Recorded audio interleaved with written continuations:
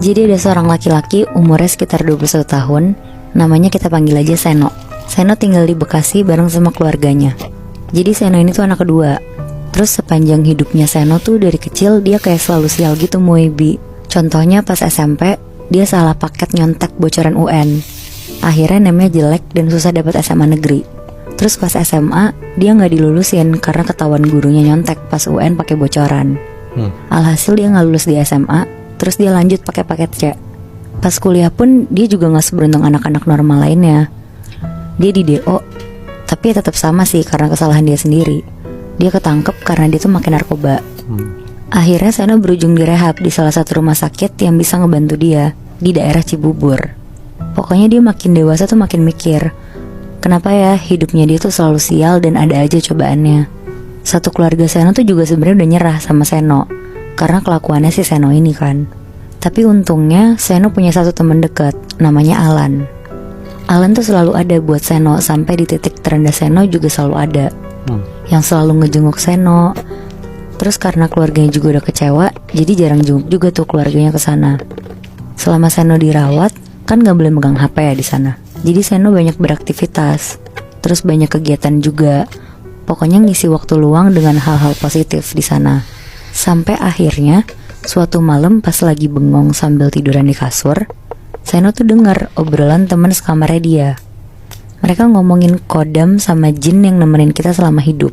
Katanya sih manusia tuh punya kodamnya sendiri. Terus katanya kita bisa ngeliat kodam kita sendiri kalau kita tuh punya ilmu. Seno tuh ngedengernya tertarik banget, tapi dia malu dan gak mau nunjukin kalau dia tuh kepengen depan temen-temennya. Sampai akhirnya Seno dijenguk sama Alan. Terus dia ngomong ke Alan, "Lan, gue penasaran deh, cariin dong mantra buat bisa ngeliat kodam kita sendiri." Pas denger itu Alan tuh ketawa ngakak banget.